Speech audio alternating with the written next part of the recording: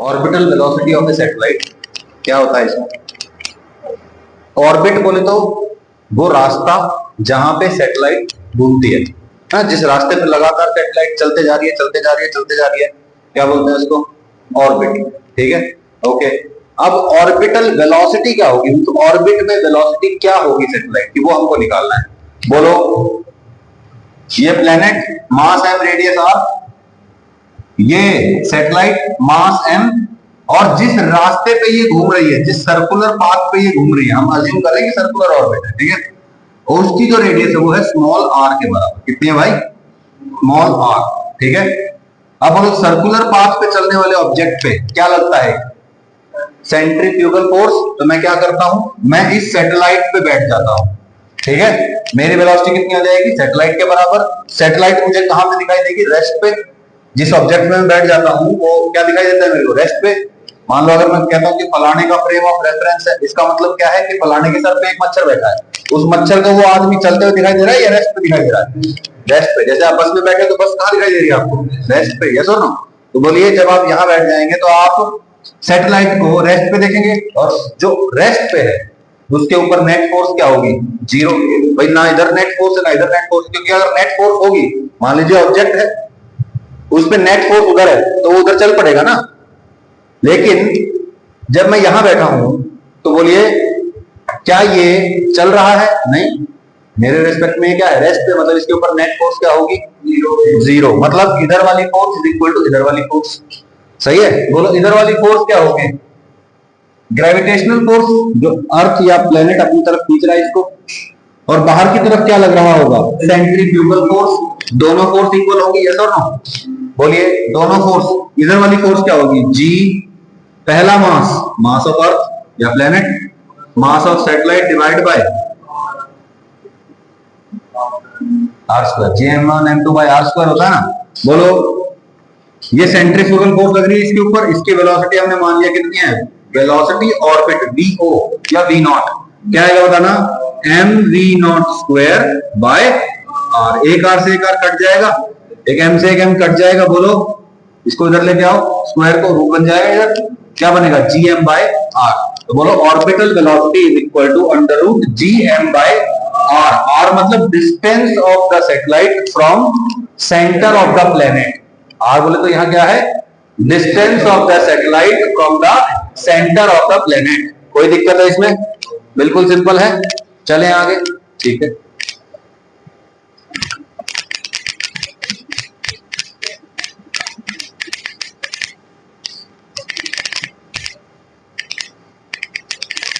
For a satellite revolving in its orbit. मान लीजिए अब एक सैटेलाइट है जो अपने ऑर्बिट में क्या कर रही है? रिवॉल्व कर रही है, घूम रही है इधर। ठीक है, तो काइनेटिक एनर्जी क्या होगी उसकी? 1/2 mv0 स्क्वायर। भाई ऑर्बिट में है तो ऑर्बिटल वेलोसिटी वो क्या होती है? ये निकाला भी अभी। तो बोलो, ये वेलोसिटी उठा के हम पुट कर दें, 1/2 gm/r। सही है? क्या बन जाएगा ये? gmm/2r बन गया। काइनेटिक एनर्जी याद रहेगी, क्या आएगा? gmm/2r, gmm/2r। कोई दिक्कत? ठीक है। अब ग्रेविटेशनल पोटेंशियल एनर्जी क्या होगी? देखो, क्या ये टू मास सिस्टम है? टू मास सिस्टम है तो किसको याद करेंगे हम? टू चार्ज सिस्टम को। दो चार्जेस हैं, एक Q1 है एक Q2 है, दोनों के बीच का गैप R है। तो बोलो, पोटेंशियल एनर्जी क्या होगी? KQ1 Q2 bye. सही है? अब मैं कहता हूं टू मास सिस्टम है, बोलिए पोटेंशियल एनर्जी क्या हो जाएगी? -gm1m2 bye. यही हो जाएगी। सिंपल है, बिल्कुल साधारण बात। अब मैं कहता हूं, देखो ना, यहाँ पे एक मास ऑफ द प्लेनेट है, एक मास ऑफ द सैटेलाइट है, दो मास का सिस्टम है, separated by some distance r, centres के बीच का डिस्टेंस r है। तो बोलिए, what will be the gravitational potential energy?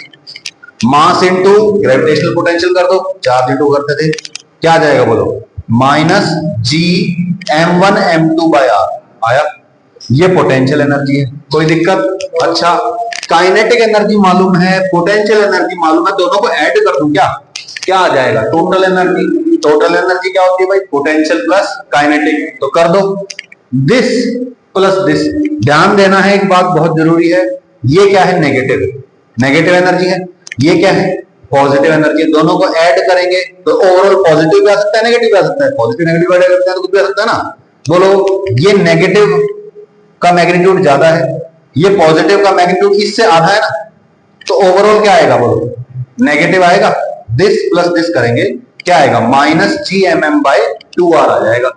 कर दिया भाई, ओके बहुत बढ़िया है। अब आप कहेंगे कि सर सर सर सर एक बात ना, ये टोटल एनर्जी नेगेटिव आ गई। टोटल एनर्जी नेगेटिव का क्या मतलब?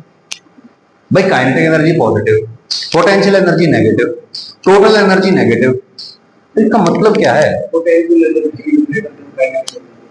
ओके वेरी गुड, बहुत बढ़िया। ओवरऑल सिस्टम की स्टेबिलिटी पे क्या कमेंट कर सकते हैं आप? याद करो, जब नेगेटिव मीन्स वेरी गुड, बहुत बढ़िया, वेरी नाइस। देखो दो पार्टिकल्स हैं, दो चार्ज पार्टिकल्स हैं, वो इनफाइनाइट डिस्टेंस पे, वो कहीं है, वो कहीं है, दोनों के बीच में क्या कोई इंटरेक्शन है? तो दोनों की पोटेंशियल एनर्जी जीरो। हम क्या बोलते हैं, इंफिनिटी पे जो इंटरेक्शन है, जो एनर्जी है वो क्या है, जीरो। अगर उस इंटरेक्शन की एनर्जी से ज्यादा एनर्जी है किसी जगह पे तो हम बोलेंगे पॉजिटिव एनर्जी, उससे कम एनर्जी है तो हम क्या बोलेंगे, नेगेटिव एनर्जी। सही बात है।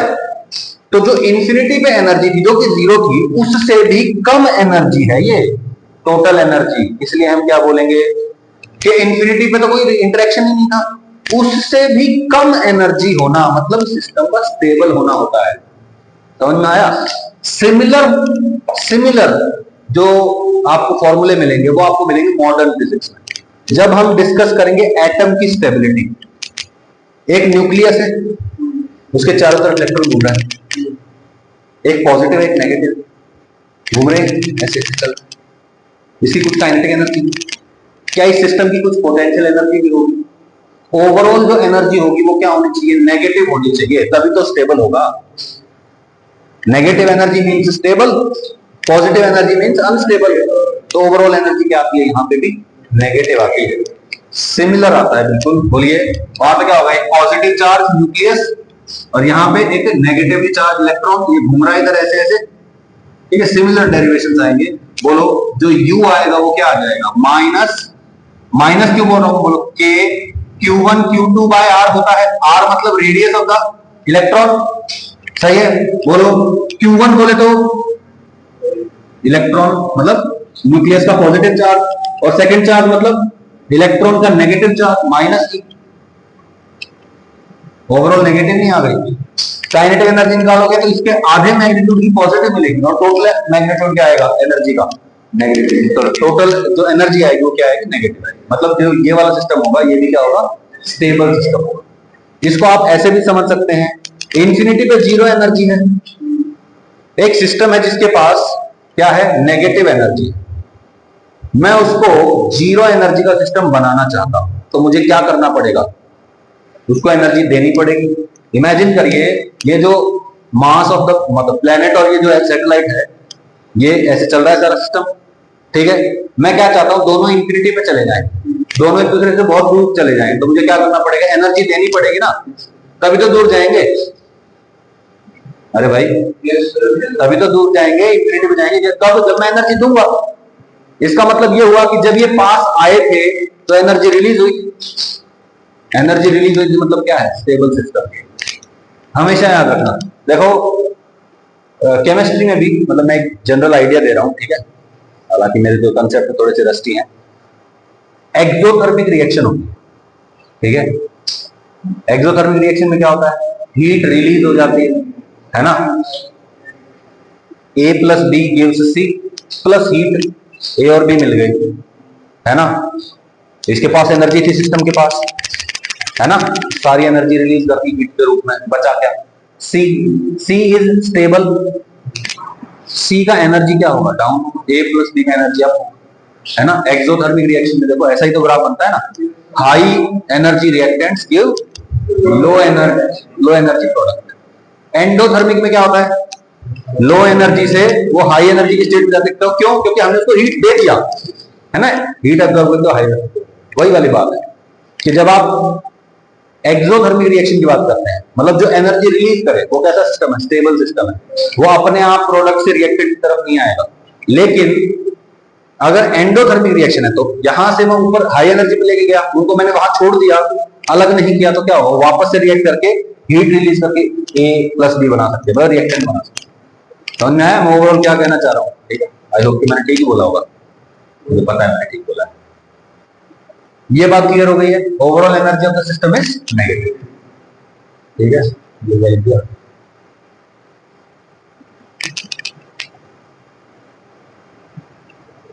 ये आ गया। ठीक है, स्पेशल नोट, टोटल एनर्जी का magnitude is equal to kinetic energy is equal to potential energy का मैग्नीट्यूड बाय 2। आप चाहो तो फॉर्मूला में रख सकते हैं, ठीक है ना। Okay,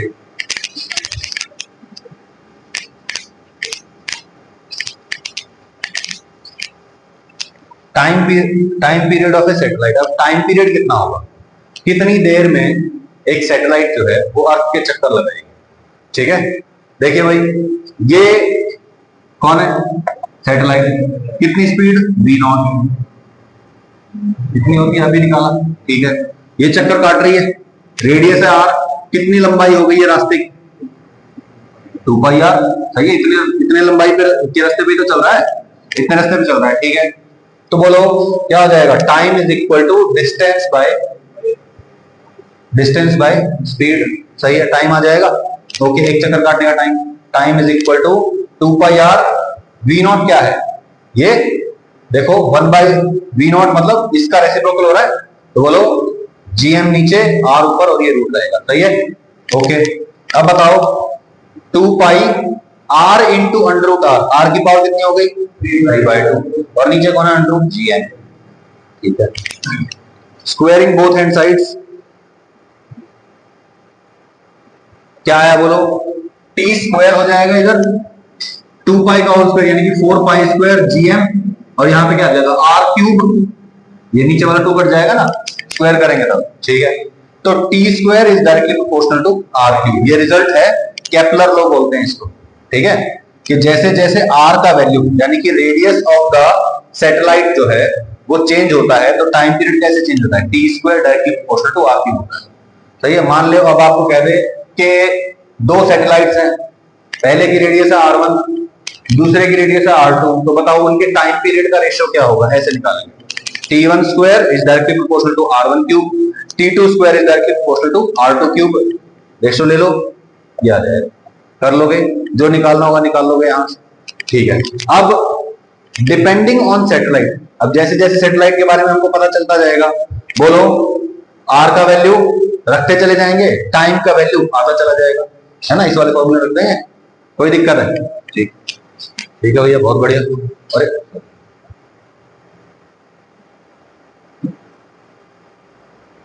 A person in a satellite revolving in its orbit will experience zero gravity और weightlessness। ऐसा क्यों होता है, क्योंकि नेट फोर्स क्या होती है सैटेलाइट पे, जीरो। नेट फोर्स जीरो होती है, नेट फोर्स जीरो है तो ना इधर फोर्स लग रही है ना उधर फोर्स लग रही है, मतलब नेट फोर्स जीरो, मतलब कुछ भी वेट फील नहीं होता। सही है ना। जैसे अभी मैं यहाँ खड़ा हूँ, मेरे को क्या महसूस हो रहा है कि मेरा वजन नीचे की तरफ है ना, मेरे पैर दुखेंगे थोड़ी देर में, क्यों, क्योंकि फोर्स नीचे है, नेट फोर्स। मान लो नेट फोर्स है ही नहीं, तो मुझे ना नीचे की तरफ वजन फील होगा, ना ऊपर की तरफ, ना इधर की तरफ, ना इधर की तरफ। तो बोलो सेटेलाइट में क्या होगा, नेट फोर्स होती है जीरो, तो नॉर्मल रिएक्शन क्या हो जाएगा, जीरो। नॉर्मल रिएक्शन जीरो मतलब क्या फील होगा, जीरो ग्रेविटी या फिर वेटलेसनेस। ठीक है भाई, कोई दिक्कत है इसमें? ठीक है, इसको ऐसे भी बोल सकते हो, एक आदमी है वो यहां खड़ा है ऐसे, ठीक है, बोलो ये जो फ्लोर ऑफ द सैटेलाइट है, ये इधर की तरफ नॉर्मल रिएक्शन लगाएगा, mv²/r इधर लगेगा, ग्रेविटेशनल फोर्स इधर लगेगा, ये और ये बराबर है, तो ये क्या हो जाएगा, जीरो, है ना। Gravitational force is equal to normal reaction plus mv²/r, ये कट जाएंगे, n is equal to zero. Normal reaction zero है मतलब सरफेस में कोई फोर्स ही नहीं लगाया, यानी कि वजन महसूस नहीं होगा। अब डिफरेंट टाइप की सैटेलाइट्स, ठीक है। जियो स्टेशनरी, मैंने आपको थोड़ा सा आइडिया दिया था, ऐसी सैटेलाइट जिनका टाइम पीरियड क्या होता है, same as that of earth, उनको क्या बोलते हैं, जियो स्टेशनरी। मान लीजिए ये अर्थ है और यहाँ पे इंडिया है, तो एक सैटेलाइट है जो हमेशा क्या करती है, इंडिया के ऊपर रहती है, उसको क्या बोलेंगे, अर्थ के रिस्पेक्ट में स्टेशनरी सैटेलाइट है। जैसे हम इंडिया में हम ऊपर देख रहे हैं तो हमेशा दिन में भी रात में भी सारा टाइम वो आपको क्या दिखाई दे रही है, हमारे ऊपर ही दिखाई दे रही है। इसका मतलब क्या है, अर्थ के रिस्पेक्ट में वो स्टेशनरी है, जियो स्टेशनरी सैटेलाइट हो जाएगी, geostationary satellite. These satellites remain stationary with respect to earth, earth के रिस्पेक्ट में क्या रहती है, स्टेशनरी रहती है। Time period of revolution must be 24 hours, ठीक है। इनका टाइम पीरियड ऑफ रिवोल्यूशन कितना होना चाहिए, सेम एज अर्थ, जितना अर्थ का, यानी कि 24 घंटे है ना। अर्थ भी एक चक्कर काटेगी, ये भी साथ साथ एक चक्कर काटेंगे, ठीक है। That is same as that of earth, ठीक है भाई। Sense of rotation must be same as that of earth, that is west to east, सही है, कोई दिक्कत, सिंपल है। अब ईस्ट टू वेस्ट, अर्थ का जो रोटेशन होता है, सेंस ऑफ रोटेशन जो होता है अर्थ का, वो ईस्ट टू वेस्ट होता है या वेस्ट टू ईस्ट होता है, वेस्ट टू ईस्ट। ऐसा क्यों बोलते हैं, ईस्ट टू वेस्ट क्यों नहीं, क्योंकि जो इमेजिन करो, ये इंडिया है जैसे फॉर एग्जांपल, ये गुजरात है, ये आसाम है, ठीक है, अरुणाचल प्रदेश है, क्या हो रहा है, पहले उधर सूरज निकलता है, मतलब अर्थ ऐसे घूम रही है, सही है। तो आप बोलोगे सर ईस्ट टू वेस्ट होना चाहिए, ईस्ट देखो उधर, ऐसे नहीं होता भाई, ये वेस्ट वाला पोर्शन है, ये ईस्ट की तरफ जा रहा है ऐसे घूम के, इसलिए बोलते हैं वेस्ट टू ईस्ट, याद रहेगी अब बात, ठीक है। वेस्ट वाला पोर्शन ईस्ट की तरफ जा रहा है, इसलिए बोलते हैं west to east. Plane of rotation of geostationary satellite pass through equatorial plane of earth. Equatorial plane क्या होता है, ये देखते हैं, ये इक्वेटर है ना। ऐसे इमेजिन करिए, एक मैंने तलवार लेके और अर्थ को ऐसे बीच में से काट दिया इक्वेटर से, है ना। तो ये जो जिस एंगल पे, जिस रास्ते से काटा है, जिस प्लेन में काटा है, this plane is called the equatorial plane. क्या बोलते हैं इसको, इक्वेटोरियल प्लेन बोलते हैं, ठीक है। और जो जियोस्टेशनरी सैटेलाइट होती है वो कहां होती है, हमेशा इक्वेटोरियल प्लेन में ही होती है। क्यों भाई, ऐसा क्यों, देखो भाई, सैटेलाइट कहां है, ये इक्वेटर वाला प्लेन है, यहां है, अर्थ ऐसे घूमेगी, ये साथ साथ ऐसे घूमेगी।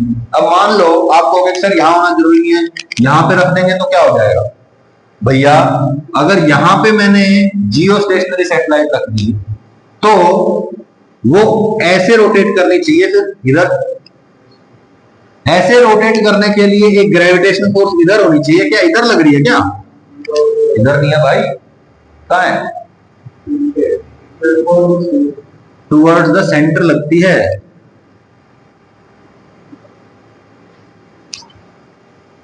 नहीं घूम पाएगा ऐसे, फिर से बताऊं, बता कोई बात। हम क्या चाहते हैं कि ये ऐसे रास्ते में घूम जाए, ऐसा घूमना पॉसिबल नहीं है, क्यों, क्योंकि जब ये ऐसे रास्ते में घूमेगा तो बोलो mv²/r इधर लगेगा, लेकिन ग्रेविटेशनल फोर्स इधर लगेगा, नेट फोर्स 0 होगा क्या, नहीं हो पाएगा। तो सर इसका एक कंपोनेंट इधर लगा देंगे, क्या होगा, ये और ये कट जाएंगे, तो भैया इसका एक कंपोनेंट इधर भी तो आएगा, फिर ये नीचे की तरफ आ जाएगा, स्टेबल तो नहीं रहा ना। स्टेबल रखने के लिए क्या करना पड़ेगा, इक्वेटर के प्लेन में ही इसको रखना पड़ेगा। कोई दिक्कत है इसमें, बिल्कुल सिंपल साधारण बात है भाई। Okay, orbital radius of geostationary satellite. Orbital radius मतलब कितनी रेडियस होती है जियोस्टेशनरी सैटेलाइट की। देखो अब अर्थ ऐसे घूम रही है, ये मेरी जियोस्टेशनरी सैटेलाइट है, बोलो इसका जो रोटेशन का, रिवोल्यूशन का जो टाइम पीरियड है और अर्थ का जो रिवोल्यूशन का टाइम पीरियड है ऑन इट्स ओन एक्सिस, वो क्या होगा, सेम होगा, ठीक है। तो मैं कहता हूं अर्थ का ओमेगा और सैटेलाइट का ओमेगा दोनों क्या होने चाहिए, सेम, सही है। बोलो इधर की तरफ क्या लगेगा, ग्रेविटेशनल फोर्स Fg gm1m2/r², सही है। इधर की तरफ क्या लगेगा, बोलो mv²/r लगेगा। mv²/r का एक और फॉर्मूला होता है, क्या बोलते हैं उसको, m ω²r। तो बोलो ये वाली फोर्स इसके बराबर होनी चाहिए, और ओमेगा क्या है, फिक्स्ड, ओमेगा बोले तो फिक्स्ड है ना, क्योंकि अर्थ के बराबर ही उसकी स्पीड होनी चाहिए। बोलो Fg gm1m2/r² m ω²r, सही है। ओके, जी एम, एक एम से एक एम कट जाएगा, बोलो ओमेगा की जगह क्या रख सकते हैं, 2π/t का होल स्क्वायर, है ना भाई, t क्या होता है 2π/ω, तो ओमेगा को इधर लेके जाओ, omega is equal to 2π/t, ये वैल्यू रखते हैं इधर। बोलो यहां से क्या आ गया, g, सारी चीजें इधर लेके आओ, gmt²,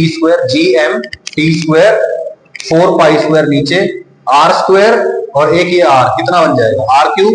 बोलो ग्रेविटेशनल कांस्टेंट वैल्यू मालूम है, mass of the earth value मालूम है, टाइम पीरियड ऑफ अर्थ ये भी वैल्यू पता है, 4 पता है, पाई पता है, सब कुछ पता है ना। तो बोलो r का वैल्यू नहीं आ जाएगा, आ जाएगा। तो बोलो r का वैल्यू जब सॉल्व करते हैं तो कितना आता है, 42,000 किलोमीटर।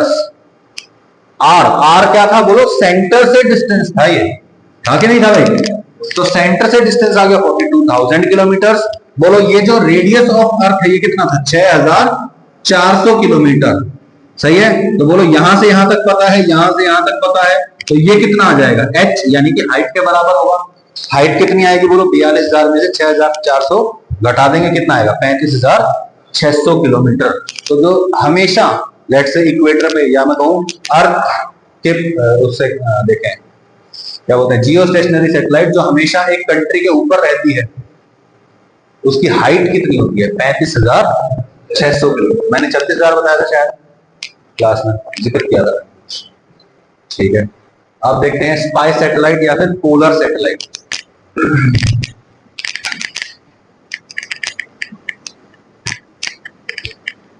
जियो स्टेशनरी सैटेलाइट की एक बड़ी दिक्कत क्या है कि वो हमेशा इक्वेटर के ऊपर रहती है, मतलब इक्वेटर के प्लेन में रहती है ना। तो हाइट के हिसाब से देखें तो इक्वेटर वालों को लगेगा कि हाँ बिल्कुल हमारे ऊपर है। अब एक और आती है स्पाई सैटेलाइट, इसको और भी क्या बोल देते हैं, पोलर सैटेलाइट भी बोल देते हैं, ठीक है। इसकी स्पीड बहुत ज्यादा तेज होती है। These satellites are used to take pictures of different parts of Earth. अर्थ के अलग अलग पार्ट्स का फोटो लेने के लिए स्पाई सैटेलाइट्स का यूज होता है। The plane of revolution must pass through the centre of earth, ठीक है। जो प्लेन ऑफ रिवोल्यूशन, देखो जरूरी नहीं कि सिर्फ इक्वेटर कह रहा हूं, ऐसे भी घूम सकती है। बोलो जब ये ऐसे घूमेगी, ऐसे इमेजिन करो यहाँ पे अर्थ है, ऐसे ऐसे घूम रही है, कोई ऐसे घूम रही है, कोई ऐसे पोल्स के इस पे घूम रही है, कोई ऐसे घूम रही है। बोलो हर बार जो फोर्स होगी वो कहां होगी, सेंटर ऑफ द अर्थ की तरफ होगी, यस और नो। तो ये स्टेबल तरीके से घूम पाएगी या नहीं घूम पाएगी, घूम पाएगी, है ना। कोई दिक्कत है, बस शर्त क्या है कि जो सेंटर ऑफ द अर्थ है ना, ये जो भी प्लेन ऑफ रोटेशन ये कहां से पास होना चाहिए, सेंटर ऑफ द अर्थ से पास होना चाहिए, बस एक यही कंडीशन, और कोई कंडीशन नहीं। बाकी घूम कहीं से भी सकती है, ठीक है।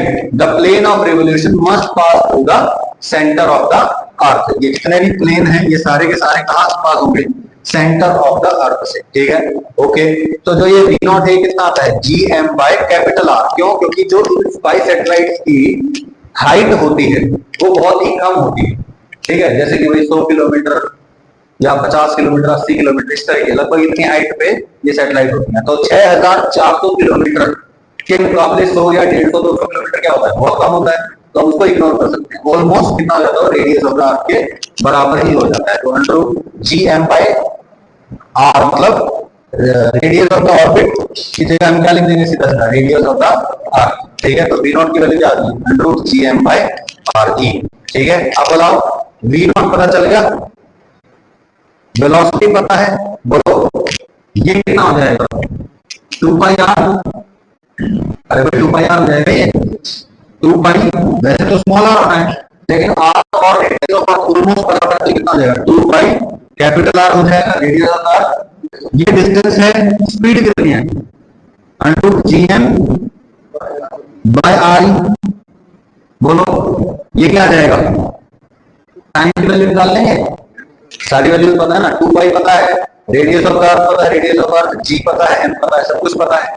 क्या आ जाएगा, time period of revolution of the satellite कितना आता है सॉल्व करके, 84.6 मिनट्स, ठीक है। लगभग 1 घंटा 25 मिनट में ये जो सैटेलाइट होती है ये अर्थ का पूरा एक चक्कर लगा देती है। जैसे इंटरनेशनल स्पेस स्टेशन लगभग 1 घंटा 25 मिनट में अर्थ का पूरा एक चक्कर लगा देता है। अर्थ का एक चक्कर कितनी देर में, 1 घंटे में। तो इस फास्ट ना, ठीक है। आपको अगर कहोगे ना तो हम उससे देख लेंगे, वीडियो देख लेंगे, या आप घर पे भी देख सकते हो।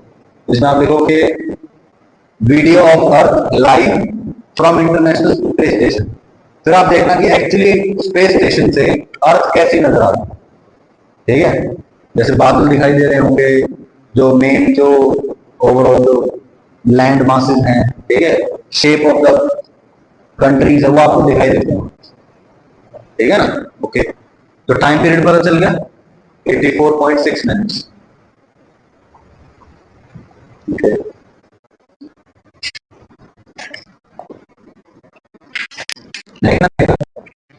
हम तो बहुत कर रहा था।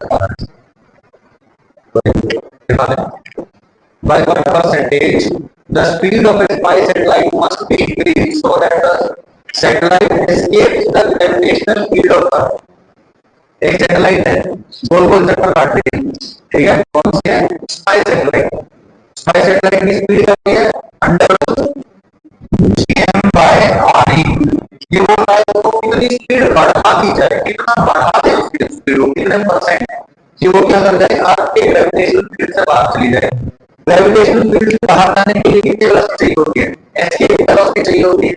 एस्केप वेलोसिटी चाहिए होती है, मतलब क्या है? Escape velocity v equal to 2gm by rt। आपकी ऑर्बिटल वेलोसिटी कितनी है?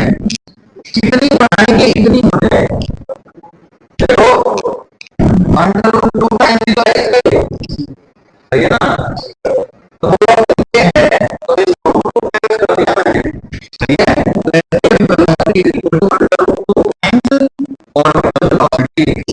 इसका escape velocity equal to 1.41 times orbital velocity, सही है। कितने परसेंट बढ़ रही है? 41% बढ़ गया ना। कौन सा आ गया?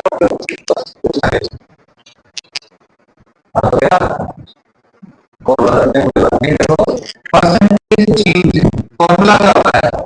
Final minus initial divide by initial 100 और percentage escape velocity minus orbital velocity divide by orbital velocity into 100। ये होगा परसेंटेज चेंज। और ये final minus initial by initial 100। तो ये एस्केप वेलोसिटी कितनी है? Under root 2 times v naught. v naught v naught के बराबर है, कॉमन कर लेंगे क्या देगा? 2.1 0.41 into 100 यानी कि जो सैटेलाइट है उसकी वेलोसिटी को 41% अगर हम बढ़ा देंगे तो क्या हो जाएगा? वो से बाहर चली जाएगी इसकी। कोई दिक्कत है इसमें? बिल्कुल सिंपल है। आप इसी क्वेश्चन आप बहुत ही आसानी से कर सकते हैं। टोटल एनर्जी का फॉर्मूला क्या है? जी माइनस जी एम पर है 2 बाय 2, सही है। Okay, find work done by an external agent increasing the radius of satellite from r1 to r2। तो कह रहा है कि एक सैटेलाइट है जो r1 रेडियस के पास में चल रही है, ऑर्बिट में चल रही है, और इसकी रेडियस बढ़ा के कर देनी है, r2 कर देनी है, ठीक है। यानी कि रेडियस चेंज करनी है। रेडियस चेंज करनी है मतलब क्या करना है? इस सिस्टम की एनर्जी चेंज करनी है। एक्सटर्नल एजेंट को एनर्जी चेंज करनी है। कितनी एनर्जी लगानी पड़ेगी? कितना वर्क करना पड़ेगा? जितनी एनर्जी का चेंज होगा इतना ही वर्क करना पड़ेगा। कैसे सुनो भाई, एक्सटर्नल एजेंट कुछ वर्क करेगा, R1 से R2 चला जाएगा। मैं कह रहा हूँ R1 से R2 जाने की जो एनर्जी का चेंज है उतना ही तो वर्क करना पड़ेगा, सही है। उसने वर्क किया, वो कहाँ चला गया? एनर्जी चेंज करने चला गया। बोलिए work done by external agent is equal to final energy minus initial energy. बोलो फाइनल एनर्जी क्या होगी? G m1 into by r2 मतलब 2r2 minus G m by 2r2 minus initial energy minus G m by 2r1। कुछ common ले लो, क्या बचेगा? 1 by r1 minus 1 by r2। तो इतना वर्क करना है। कोई दिक्कत? सिंपल है बिल्कुल। Binary star system, okay.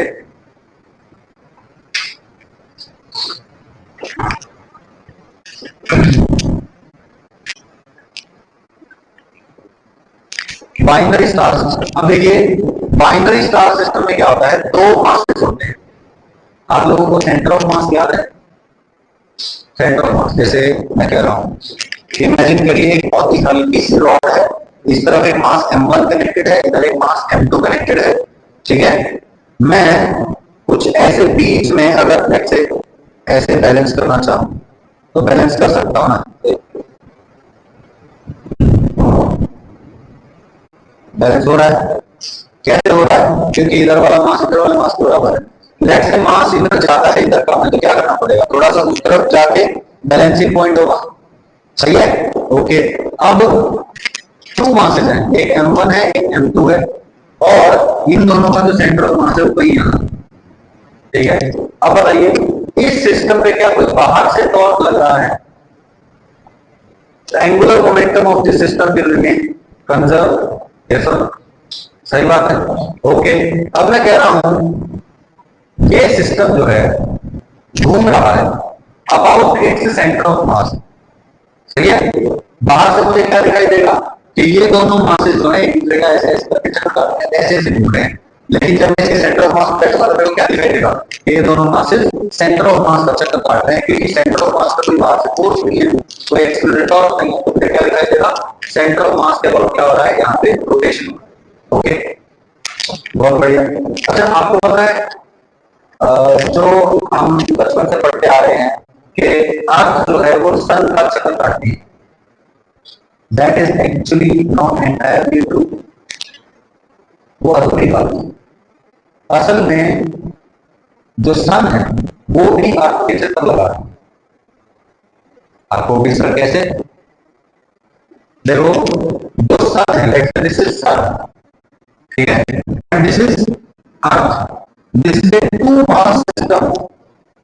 बाहर से एक्सटर्नल टॉर्क नहीं है, बाहर से एक्सटर्नल फोर्स नहीं है, तो ये दोनों मास एक दूसरे का चक्कर नहीं काटेंगे, एक दूसरे का मतलब सेंटर ऑफ मास का चक्कर काटेंगे।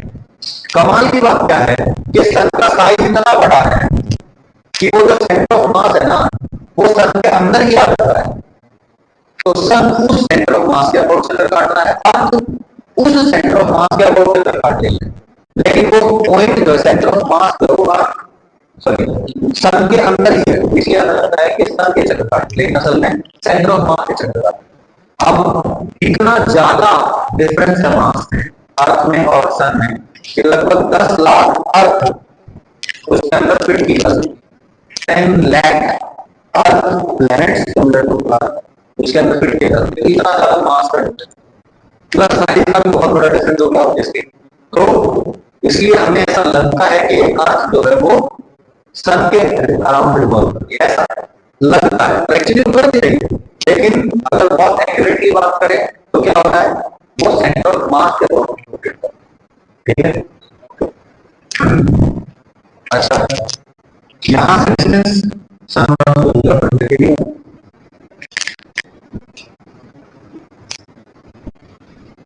यहां से डिस्टेंस कितना है? R1, यहां से डिस्टेंस कितना है? R2, ठीक है। R1 का वैल्यू क्या होगा? R1 का फॉर्मूला याद है? M2R by M1 plus M2, और R2 का वैल्यू क्या होगा? M1R by M1 plus M2, आपको याद है? हमने एग्जैक्ट यही फॉर्मूले का पहले सेंटर ऑफ मास वाले केस में किया ना, ठीक है। M2 is revolving in a circular path of radius R2 about the center of mass because external torque is 0. Similarly for M1, M1 भी क्या कर रहा है? सेंटर ऑफ मास के अबाउट रिवॉल्व कर रहा है, कितने रेडियस के पास पे? R1 रेडियस के पास पे, ठीक है। अगर सेंटर ऑफ मास पे बैठा ना तो मुझे क्या दिखाई देगा कि M1 जो है R1 रेडियस के पास पे ऐसे कर रहा है, और यहाँ से ये जो M2 मास है ये R2 रेडियस के पास पे चला रहा है, सेंटर ऑफ मास का है ऐसा लगेगा, ठीक है, ओके। फॉर M2 के लिए gravitational force is equal to mass into centripetal acceleration, mass into acceleration, और वो क्या होता है? v स्क्वायर बाय r या फिर ओमेगा स्क्वायर r, है ना, ठीक है। तो बोलो Gm1 m2 by r square equal to second mass और सेकंड का acceleration r2 into omega square, ठीक है। दोनों का ओमेगा क्या होता है? सेम होता है, डायरेक्शनली अपोजिट होते हैं एक दूसरे के, है ना। जब मान लो सेंटर ऑफ मास है, सेंटर ऑफ मास मुझे क्या दिखाई दे रहा है? इधर M1 है इधर M2 है, वो ऐसे ऐसे घूम रहे हैं, ठीक है। तो मुझे क्या दिखाई देगा? वो दोनों एक दूसरे के हमेशा ऑपोजिट ही रहते हैं, ऐसा नहीं है कि कभी M1 जाके इधर आ जाएगा, नहीं, वो एक्जैक्टली क्या होंगे? सेंटर ऑफ मास के ऑपोजिट गियर, दोनों का ओमेगा क्या होता है? सेम, ठीक है, इसलिए सिर्फ ओमेगा लिखना है, ठीक है। तो बोलो M2 से M2 कट जाएगा, Gm1 by r square is equal to M2 cut गया ना, R2 की वैल्यू क्या है? वहां से जाके पुट कर दो M1R by M1 plus M2, omega क्या है? 2 पाई बाय t का होल स्क्वायर, ठीक है। यहां से बोलो एक M1 कट जाएगा, t स्क्वायर का वैल्यू क्या आ जाएगा? R3 4 pi square divide by G into M1 plus M2। देखो टाइम का स्क्वायर किसके रिपोर्ट कर रहा है, R क्यूब के रिपोर्ट कर रहा है, ठीक है। ये एक्चुअली केपलर का लॉ है, केपलर का लॉ क्या है, ठीक है। ठीक है, U का वैल्यू क्या है, minus G M one M two by R square. Kinetic energy क्या है बोलो, half I C M omega square. Centre of mass पे बैठ जाते हैं, क्या नजर आता है, हाफ आई ओमेगा स्क्वायर। याद करो, जैसे हाफ एम वी स्क्वायर, ये तो ट्रांसलेशनल काइनेटिक एनर्जी है। रोटेशनल काइनेटिक एनर्जी, कोई ऑब्जेक्ट घूम रहा है तो बोलो डिस्प्लेसमेंट की जगह एंगल आ जाता है, सिंपल वेलोसिटी की जगह एंगुलर वेलोसिटी, एक्सेलरेशन की जगह एंगुलर एक्सेलरेशन, फोर्स की जगह टॉर्क, और बोलिए मास की जगह मोमेंट ऑफ इनर्शिया 1/2 आई, और वेलोसिटी की जगह ओमेगा। सही है, ये तो लीनियर काइनेटिक एनर्जी, और ये क्या है, रोटेशनल काइनेटिक एनर्जी। ठीक है, ये रोटेशनल मोशन का रहता है, ठीक है, कोई बात नहीं, ठीक है। बोलो 1/2 ICM ओमेगा स्क्वायर। अब आपको याद होगा कि ICM omega square kinetic energy in the frame of centre of mass क्या होती है, half mu into V relative square. याद है आपको, मैंने आपको बताया हुआ है, जब सेंटर ऑफ मास में बैठ जाते हैं तो कितना काइनेटिक एनर्जी नजर आता है, half mu into V relative square. याद है, म्यू क्या होता है, reduced mass, which is m1 m2 by m1 plus m2। याद है, और ये क्या होता है, वी रिलेटिव, ये दूसरे की तरफ। यस बोलो, यहां क्या आ जाएगा, 1/2 म्यू वी स्क्वायर की जगह क्या आ जाएगा, R square omega square. V is equal to R omega, V square की जगह R square omega square. Solve कर लेंगे, ठीक है। भाई रिजल्ट आता है, रिजल्ट वही है, ठीक है ना। Kinetic energy is equal to G m1 plus m2 by 2r, ठीक है। टोटल एनर्जी क्या आ जाएगी बोलो, kinetic energy plus potential energy कितना आता है, ये देखेंगे, minus ji m1 m2 by 2r। कोई दिक्कत है इसमें, ठीक है। अच्छा, केपलर के लॉ है, ठीक है, कोई दिक्कत है इसमें। फॉर्मूला याद हो गया, टोटल एनर्जी आपकी कितनी आ रही है, minus m1 m2 by 2r। Kinetic energy कितनी आ रही है, gm1 m2 by 2r। Potential energy क्या आ रही है, minus gm1 m2 by r, ठीक है ना। सेम जो पहले आ रहा है, मतलब मैं ये कह रहा हूं कि जब टू मास स्टार्ट तो उसकी एनर्जी वही होगी, चाहे एक ऑब्जेक्ट का रहा हो, दूसरा ऑब्जेक्ट रिवॉल्व कर रहा है, उसकी एनर्जी उतनी, ठीक है। फॉर्मूला सेम ही लगेगा। केपलर के लॉ क्या कहते हैं,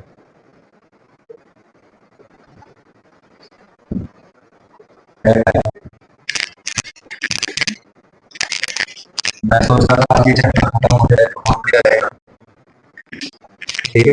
केपलर ने कुछ लॉज दिए, केपलर के लॉज क्या है, ठीक है, देखिए।